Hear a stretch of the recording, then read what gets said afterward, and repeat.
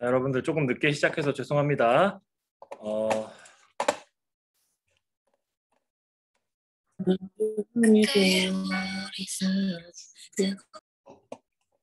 예.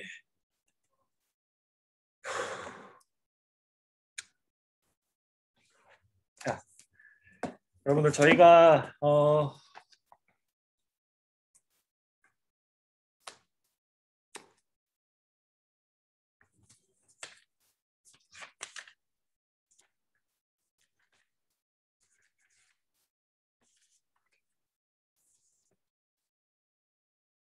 141조까지 했네요. 141조까지 했으니까 그 다음 부분 같이 한번 진도 나가보도록 합시다, 여러분들. 잠시만요. 이거 좀 수락 좀 하고, 자, 출석 체크하고 시작하겠습니다. 안녕하세요. 안녕하세요. 자, 마지막 시간이니까 성실하게 또 잘 수업해 봅시다. 잠깐 좀 하고요.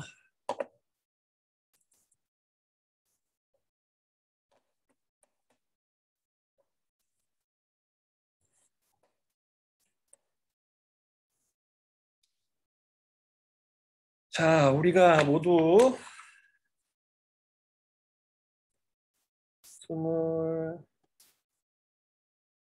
28명.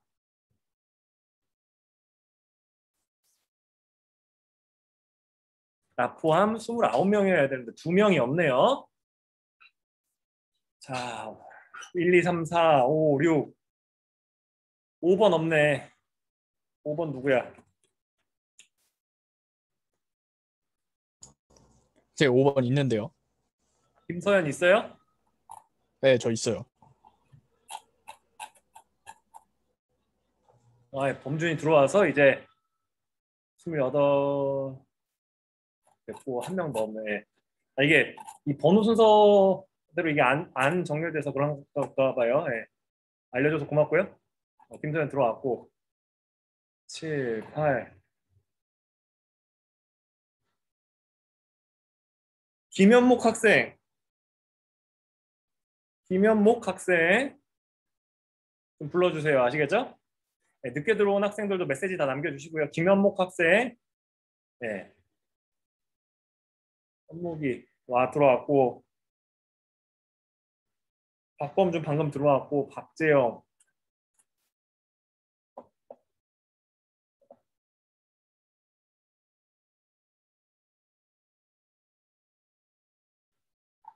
안민수. 이동현, 이준호.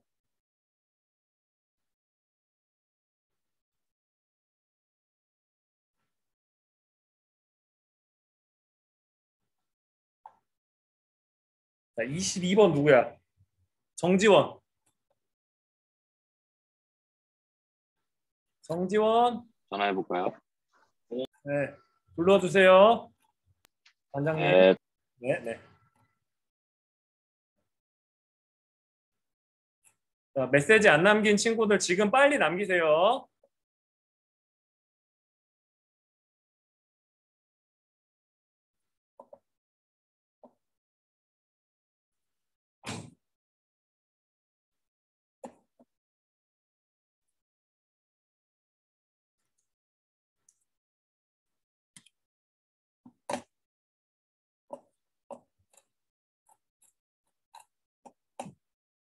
자,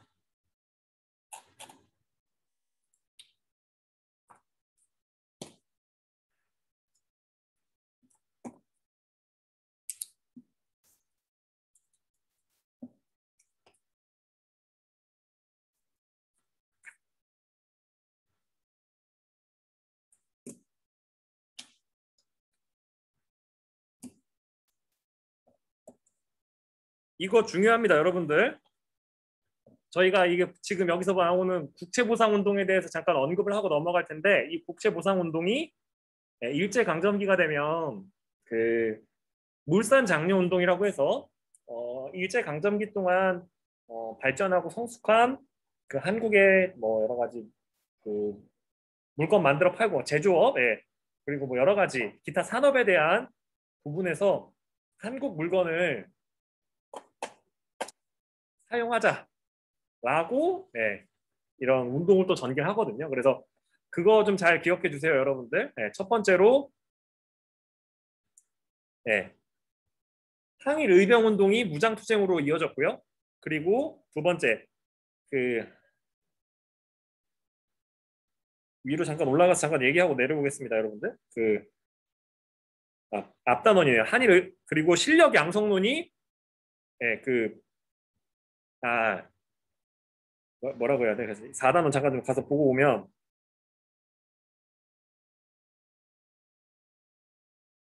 이게 단어가 생각이 안 나가지고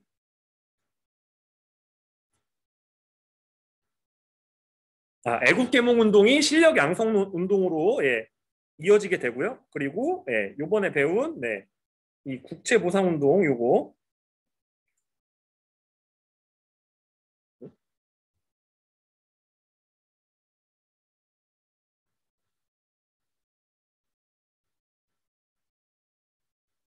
요 국채보상 운동이 물산장려 운동으로 이렇게 이어진다라고 알아주시고요. 늦게 들어온 학생들도 메시지 좀 꼭 남겨주세요.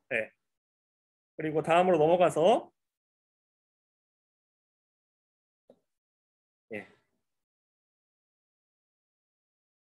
상권을 확대해 나가니까 여러 사람들이 그러니까 힘을 모아서 이 자본의 그런 파워에 맞서려고 했다.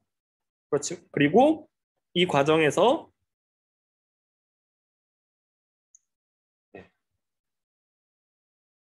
이게 중요한 거죠, 여러분들. 중개무용을 하던 객주들이 점차 위축됐다. 그래서 그렇게 좀 알아주시고요. 그래서 이거에 대응하고자 상회사, 그러니까 물건 사다 파는 회사들을 만들었고, 그래서 네. 여기서 보시게 되면 20명이 자본을 모아서 인천항에 설립한 거다라고 알아주시고요. 그리고 이 뭐 이런 회사들을 만들었다라고 알아주시고 경강상인 같은 경우에는 경강이라고 하는 것 자체가 경이 서울 경자예요, 여러분들. 수도에 있는 강에서 활동하던 뭐 상인 뭐 이런 거라고 생각해 주시면 되고요. 그래서 이 상인들은 세곡, 그러니까 세금으로 낸 곡식을 운반하는 것을 일본인들이 독점을 하니까 경쟁을 하기 위해서 그들이 사용했던 이런 증기선들을 구입하게 되고요. 개성 상인들은 또 수출입 유통에 참여해서 한성 이북 지방에서 상권을 유지하려고 노력합니다. 그리고 계속 상권을 침탈당하니까 조선 상인들이 시전 상인들이 그러니까 외국 상인들의 철수를 요구하면서 철시 여러분들 이거 잘 알아두세요, 여러분들. 그러니까 어떻게 보면 이게 지금 그 회사 다니시는 분들 아니면 뭐 여러 가지 사람들의 입장에서 봤을 땐 파업을 하는 거라고 보시면 돼요. 상업 활동을 해야만 경제적으로 영위가 가능한 이 사람들이 스스로 장사를 안 하는 거. 능동적으로. 그래서 여기서 보시게 되면 시장이나 가게의 문을 닫는 거다. 그래서 영업하지 않는 것이고 유기점, 술집, 음식점도 거의 모든 상점이 동맹철시를 동참했다.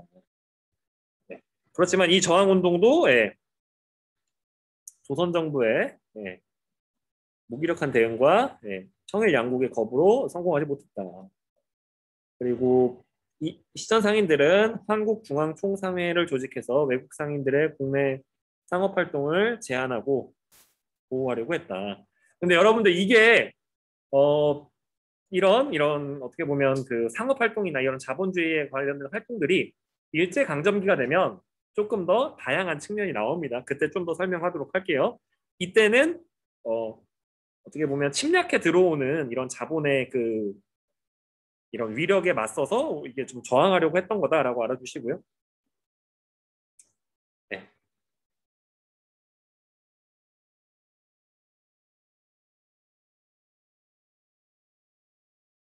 네. 중인촌에서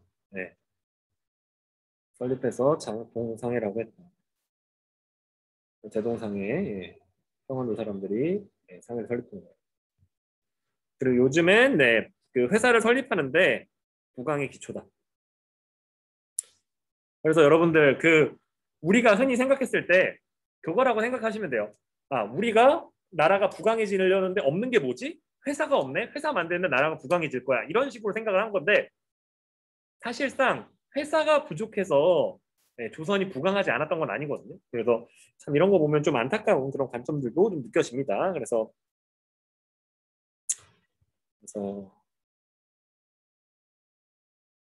뭐 급한 일이다라고 하는데 참 그렇게 되는 거고요. 핵심은 그거예요, 여러분들. 대부분 관청에서 세웠다.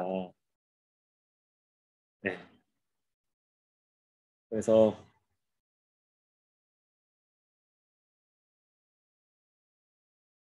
그러니까 이것도 문제예요, 여러분들. 그러니까 중앙 지방에서도 그러니까 중앙 정부도 돈이 부족했지만 지방 정부도 이게 예산이 필요하고 하는데 그런 것들을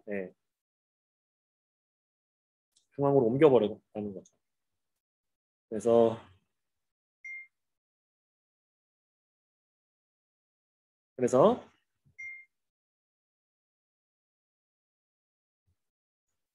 예, 이 경제 체제가 이게 흔들리게 됐다. 그래서 여기에다가 이제 회사를 기구한 거죠. 여러분. 회사 설립. 그래서 외국 자본에 의해서 힘들어지니까 회사를 만들어서 우리의 그 권익을 지키자. 우리의 그런 자본을 육성해서 그 일본의 그러니까 그 국외로부터 이렇게 침략적으로 접근해 오는 걔네들을 좀 막아내자 이런 얘기를 한 거고요. 그리고 외국 자본의 침탈 이 심화되니까 상인층과 전현직 관료들이 군대적 기업을 세워서 열강의 경제 침략에 맞서게 됩니다. 그래서 관료 출신들은 비교적 많은 자본이 필요한 회사의 설립을 주도했고요. 개항 이후에 일본인들은 일본 금융기관의 도움을 받아서 이런 것들을 이렇게 좀 계속 확장해 나갑니다. 그래서 국내에서는 이에 대응하기 위해서 은행을 세우고 한국 상인들과 기업을 지원하려는 움직임이 나타나는 거죠. 그래서 조선은행, 한성은행, 대한천일은행 등이 세워지고 조세 수납이나 대출 등이 담당하게 됩니다. 그래서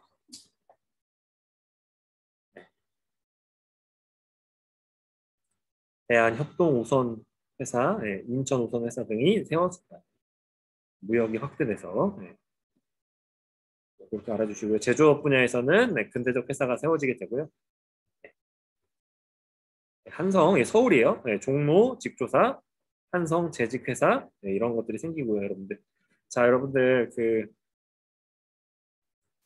그걸 좀 알아주시면 좋은 게 여러분들 우리가 흔히 생각했을 때 그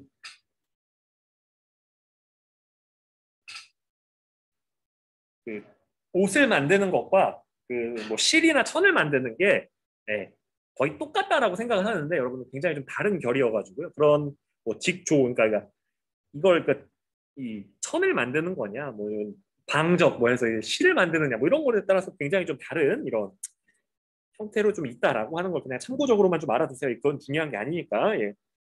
그래서 그렇게 좀 알아주시고 이런 지원이나 관세 장벽의 보호와 같은 장치가 없어서 경쟁이 어려웠다. 실제로 여러분들 지금은 현대 자동차와 기아 자동차가 굉장히 유명한 자동차가 됐지만 초기에 그 자동차들이 형성되는 과정에서 정부의 보호와 여러 가지 것들이 있었기 때문에 이런 것들이 가능했다. 지금의 성장이 가능했다라고 하는 것도 좀 알아주시고요. 그래서 상업회사는 대체로 조선 후기 도고의 연장이었다. 그래서 여러분들 이 도고가 여러분들 뭔지 알죠? 먼저 돈 주고 만들어. 라고 한 다음에 갖다 사다 팔고 이러는 것들이라고 생각해 주시면 네, 될 것 같습니다. 그리고 상실이 특정 도구에게 회사 설립을 허가하고 특정 물품의 독점적인 영업권을 확보하는 대가로 상실 재정의 기반인 내장원의 영업세를 바치도록 하는 경우가 많았다. 이것도 여러분들 굉장한 한계죠, 여러분들. 자, 돈 받아서 뭐 해야 돼요, 여러분들? 상실이 쓸 수 있는 그 예산에다 넣는 게 아니라 국가 예산으로 넣어서 국가 발전을 시켜야 되는데 참 이런 거 보면은 시스템적으로 많은 한계가 있다라고 알아주시면 네, 좋을 것 같습니다. 그리고 방공령의 실시 네.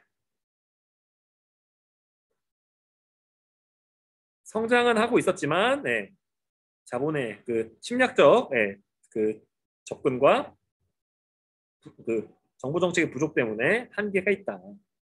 그리고 방공령이라고 하는 게 1883년에 요거에 따라서 네. 그런데 일본 측의 항의로 예, 해제됐고요. 그래서 외교 분쟁이 됩니다. 요때 처음 한 게. 왜냐하면 조병식이 예, 1개월 전에 예, 그런데 예, 예, 행정 처리 과정에서 이 일자 차이 예, 주장하면서 예, 방공령을 취소하라고 요구했다. 이런 거 보면 네, 그리고 심지어 손해배상해라. 네. 그래서 횟수가 크게 줄고 네, 도시 빈민들의 생활이 더욱 어려워졌다.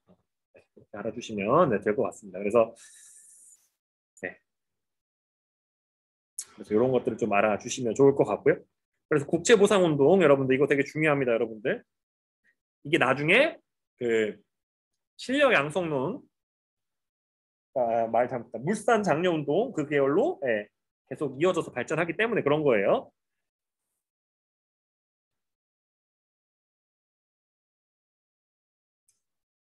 예, 그래서 여기서 보시게 되면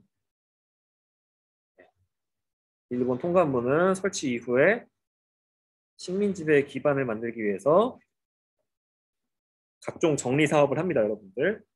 네. 화폐 정리, 정부 부채 정리, 네. 그리고 요거를 빌미로 막대한 차관을 도입합니다. 그래서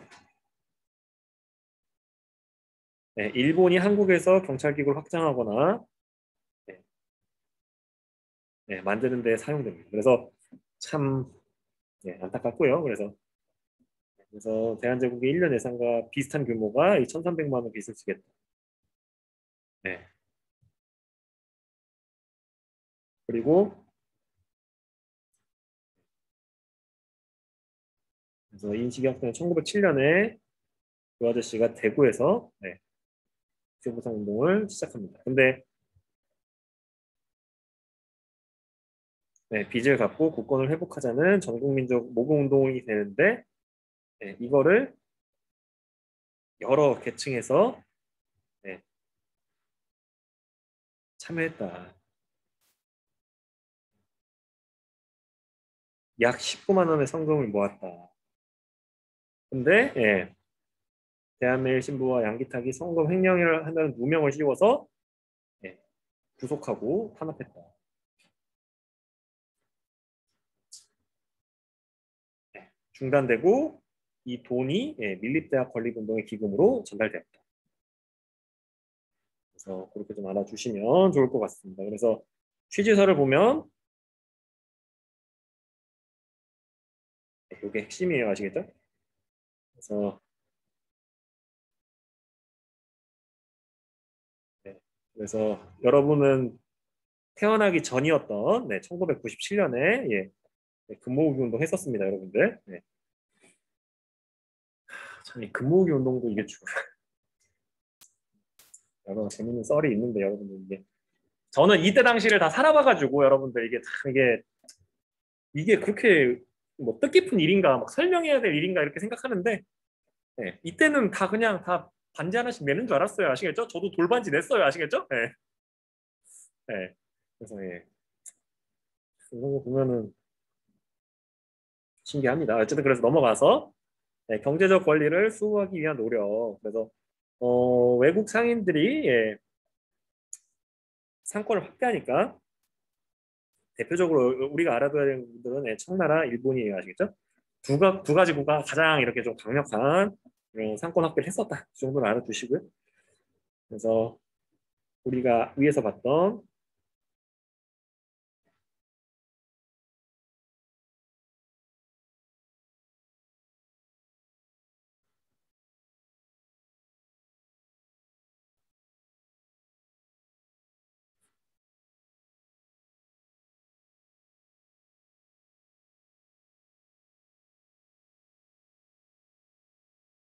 네, 나라의 관리가 빨리 상점 열으라고 했다.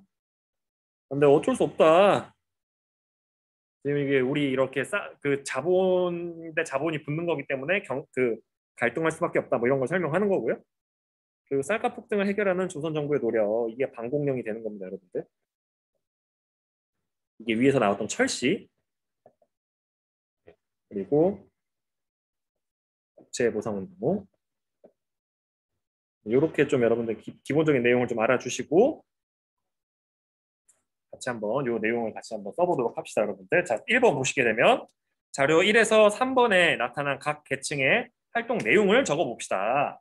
그래서 활동 내용 제가 적었죠, 여러분들. 그 시장 철수하는 거 그리고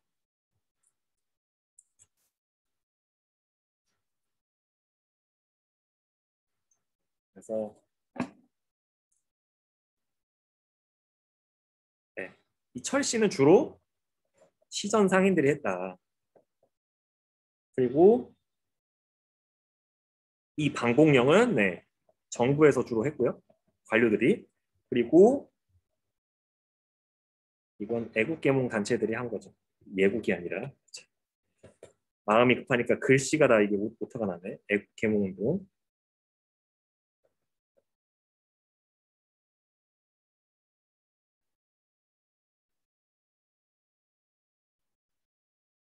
각각의 이런 그 주체들과 그 주체들이 했던 행동들 이렇게 정리를 해볼 수 있고요. 그리고 호소문을 작성해 보자.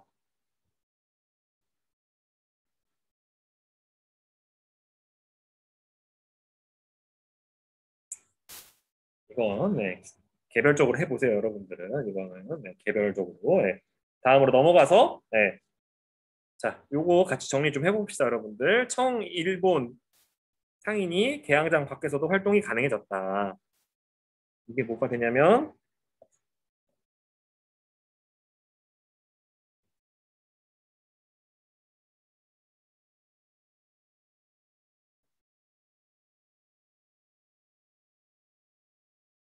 자, 여러분들 그걸 알아두셔야 돼요. 조청, 상민, 수륙, 무역, 장정이니까 조선과 청나라가 맺은 거고요.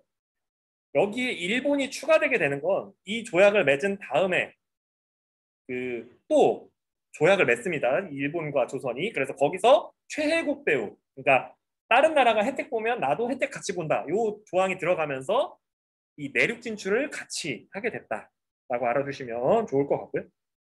그리고 이 메가타 아저씨가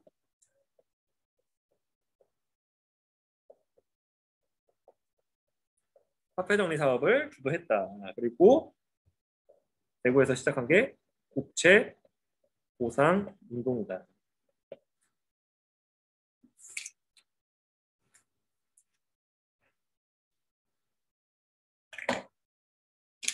자, 여러분들 지금까지 여러분들 저희가 최대한 빠르게 진도를 나가고 있습니다. 여러분들 잘 쫓아와 주시길 바랍니다. 다음으로 넘어가서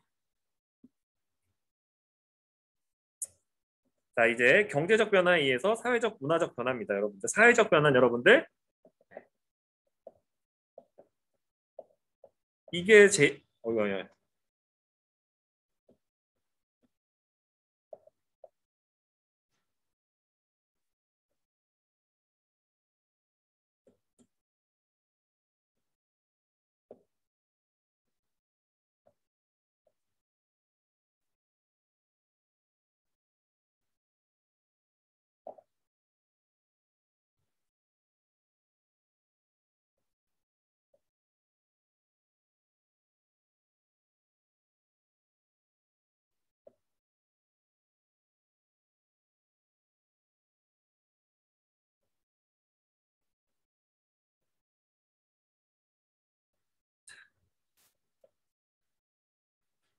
자, 여러분들 여기서 보시게 되면 와, 기차라고 하는 게 그 굉장히 이때 당시 사람들은 되게 무서워했다라고 해요. 왜 그러냐면 그 증기기관의 그런 물 끓이는 소리 그리고 증기가 찼을 때 여러분들 그 약간 소리 내는 거 있잖아요, 여러분들. 그 영화에서 보면 이게 되게 높은 소리가 나는 그런 거, 칙칙폭폭 소리도 그렇고, 예, 그런 것들. 그리고 말이 끓지 않는다는 이런 것들을 보면서 굉장히 신기했다라고 알아주시고요. 그리고 네, 뭐 우체국도 도입되고 여러 가지 예, 이때 당시에 외래 종교나 이런 것들이 도입이 됐다라고 알아주시면 네, 좋을 것 같습니다, 여러분들. 그래서 다음으로 넘어가서 네,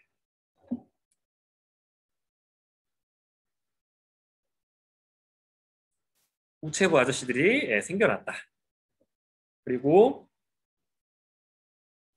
전차. 자, 여러분들 되게 소름 돋겠지만 여러분들 이때 1903년에 생긴 전차가 1960년대까지 서울 시내를 왔다 갔다 거렸습니다. 여러분들 이 전차가 여러분들 지하철이 아니에요. 네. 요즘 이게 좀 남아있는 걸 좀 통해서 설명을 해드리면 그 유럽이나 이런 데 트램이라고 해서 자동차가 다니는 옆에 레일 같은 게 있고 이렇게 왔다 갔다 거리는 이런 그 기차 비스무리한 네, 그런 거라고 알아주시면 네, 좋을 것 같습니다. 그래서 여기 내용을 보시게 되면 네,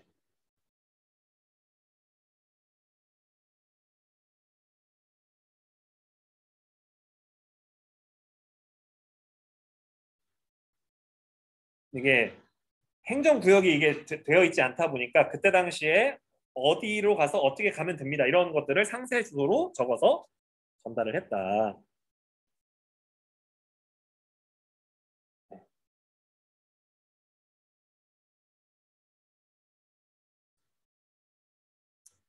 네, 그래서 이때 당시 이런 것들을 좀 알아주시고요.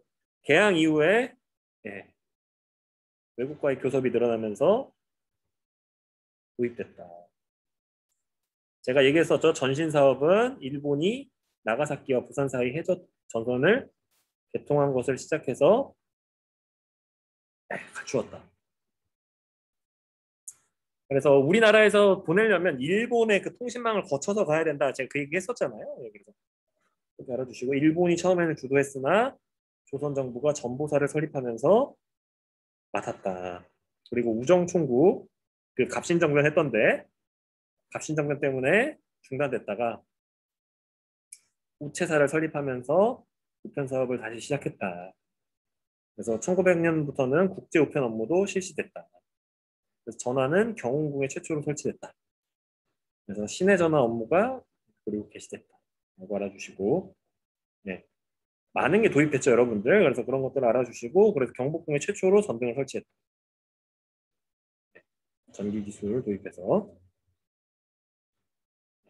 그리고 한성 전기회사가 생기게 되고 이 회사가 일반인을 대상으로 네, 전기 사업을 주도했다.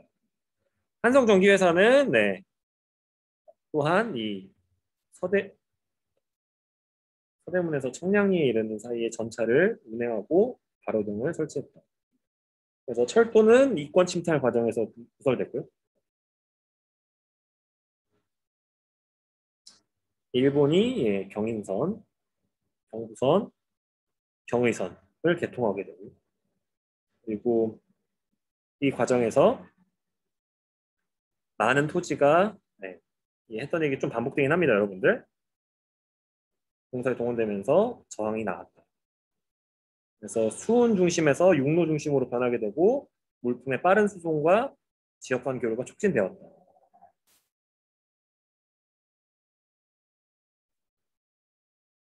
뭐 신분 의식도 예, 허무는데 영향을 줬다라고 하고요. 어, 맨 처음에 여러분들 이 전차가 생겼을 때 그 어린 그 지금도 여러분들 그 굉장히 어린 학생들이 이렇게 사고를 당하면서 교통법규가 굉장히 강화되고 있잖아요. 한국도 마찬가지입니다. 이 전차에 치여 숨지게 되면서 전차라고 하는 게 뭐냐, 전차가 사람을 죽인다, 뭐 이러면서 이렇게 굉장히 비판적인 여론이 생기기도 합니다. 서양의 의술 도입, 그래서 여러분들 최초의 근대식 병원은 광해원이다. 나중에 제중원으로 개칭했다. 그래서 여러분들 이게 나중에 세브란스 병원이 됐다. 그래서 지금 연세대학교 의과대학은 대학이고요. 거기에서 세브란스라는 병원 있잖아요. 그래서 그 병원이 이렇게 되고요. 그리고 의학당을 세워서 인력을 양성했다. 이 의학당이 그 지금의 연세대학교 의과대학이 되는 거고, 그리고 지석영 아저씨는 종두법을 실행했다. 그래서 최초의 종두 서적인 우두신서를 저술했고, 이게 어떻게 보면 지금으로 따지면 여러분들 저희가 코로나 백신을 언제 맞느냐 뭐 이런 거 갖고 또 이게 또 고민하고 걱정하고 있는데, 이때 당시에는 천연두에 걸리면 이게 치사율이 70%, 열에 7, 8명은 이렇게 돌아가시는 그런 어린 그 나이에, 그래서 그러다 보니까 코로나는 7, 80%로 죽진 않잖아요. 근데 그러다 보니까 이런 이 새로운 이런 예방의학 방법, 백신을 어떻게 보면 미리 감염을 그러니까 그 허용한 범위 내, 그러니까 죽지 않을 만큼 감염을 시켜서 면역력을 기르게 하는 그런 방법이 연구가 됐다라고 알아주시고요. 그리고 그의 건의로 관리의학교와 광재원이 설립됐다. 광재원은 대한의원으로 확대 개편됐다. 알아주시고요. 그리고 의식주의 변화. 그래서 여러분들 우리가 가장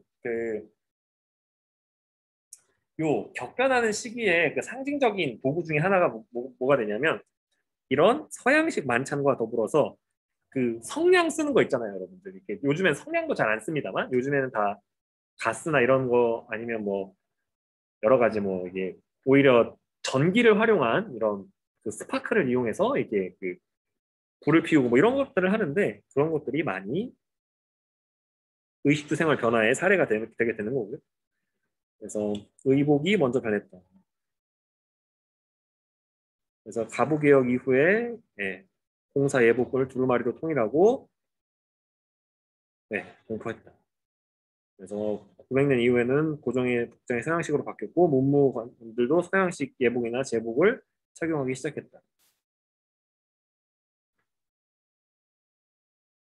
개량 한복이 등장하고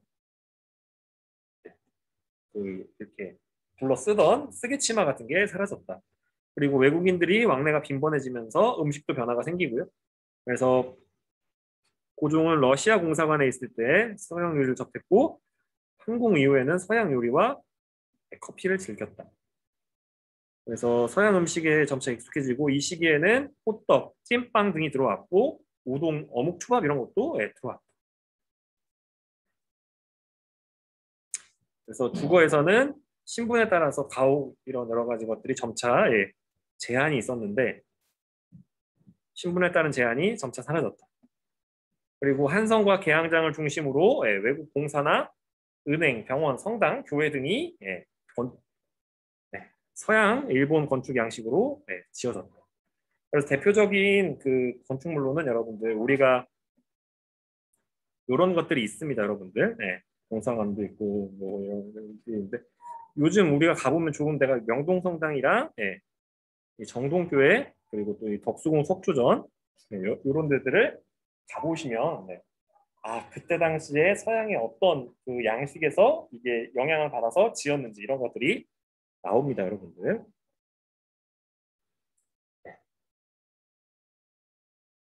단발령은 아간파천 이후에 폐지되었다. 그래서 1907년경에는 상투를 틀고 한복을 입으면 낡은 관념과 습관을 지닌 사람으로 보았고 머리를 짧게 깎고 의복을 하고 있으면 앞서 나가는 사람으로 풍조가 나타났다. 대단하죠, 여러분들. 부모님한테 받은 겁니다. 절대 못 자릅니다. 라고 했었는데 굉장히 많이 세태가 변한 거를 알 수 있습니다.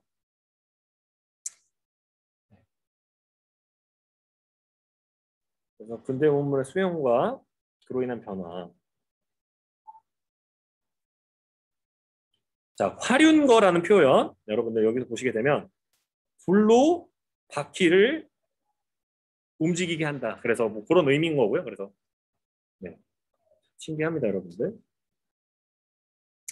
그러니까 철도에 도입이 되면서 시간표가 도입이 되고 그리고 네, 어떻게 보면 일정에 따르는 삶. 그러니까 여기서의 일정이 임의로 정한 거잖아요. 원래 무조건 그러니까 해가 동쪽에서 뜬다와 같이 이런 그러니까 그 조금 변하기 쉽지 않은 명제가 아니라 기차 시간은 마음대로 조정할 수 있는 거잖아요. 그렇지만 자 지금부터 이렇게 하겠습니다라고 공지를 하고 그 공지를 그대로 지켜나가는 되게 근대적인 이런 시스템이 도입되기 시작했다라고 알아주시면 네, 좋을 것 같습니다. 그래서 철도 부설에 대한 네, 부정적 기사도 많았다.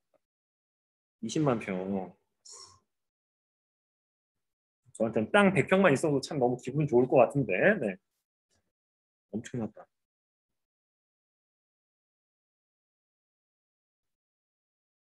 우렁차게 토하는 기적 소리.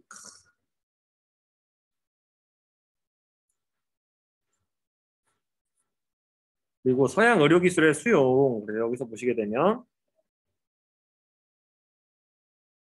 해부학이 빠르게 발달했다. 그래서 의학생 김필승과 의학교수 네, 발간했다. 그런 거 보면 신기합니다, 여러분들. 전화에 설치. 그래서 덕수궁에 설치했다. 그래서 여러분들 그런 설이 있어요, 여러분들. 여기 예. 고종의 전화를 받는 관리는 집무할 때 갖추고 절을 올린 후에 무릎을 꿇고 전화를 받았다. 야 대단하죠, 여러분들. 전화하면 그냥 받는 게 아니라 여보세요. 예, 얘기하는 게 아니라 예, 왕의 전화니까 예를 갖춰서 받았다. 신기합니다.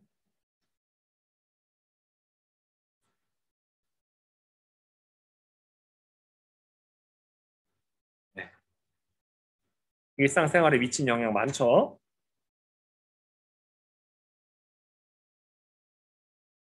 네.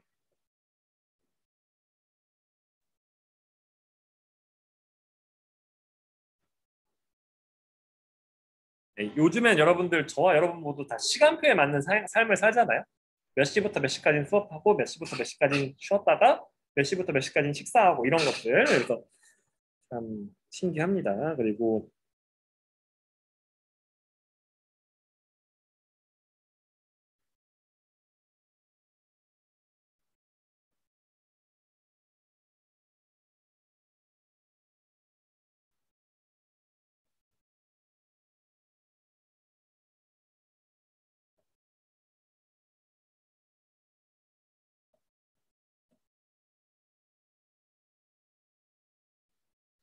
수송 거리가 멀어도 예, 쉽게 오갈 수 있게 됐다. 뭐로? 기차 때문에.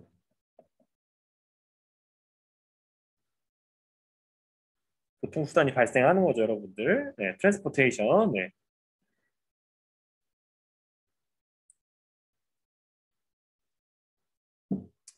그래서 철도 부설이 되면서 네, 철도 부설을 특히 이거 철부설이래. 이게 일본이 하게 되면서 굉장히 그 이미지 자체가 부정적이게 형성됐다. 그래서 네,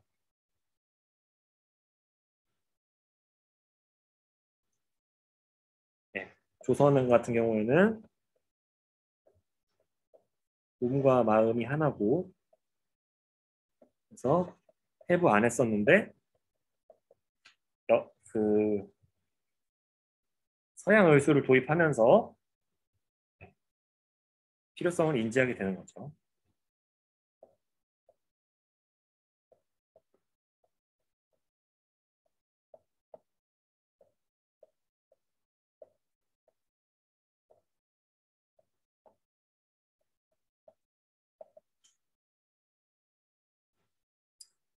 네.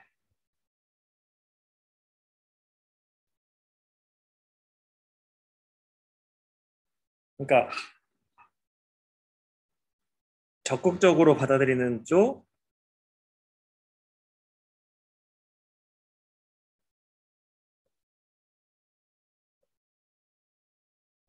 비판 또는 부정적으로 받아들이는 쪽 이렇게 나눠졌다라고 알아주시면 네, 좋을 것 같습니다. 저희가 지금 약 한 2분 정도 남았는데요, 여러분들 혹시 질문 있나요?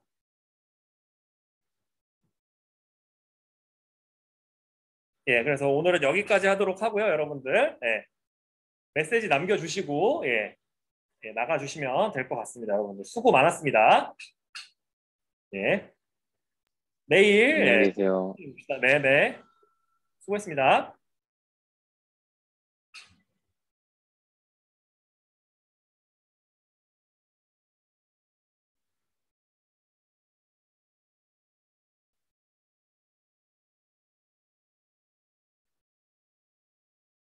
예, 수고했습니다.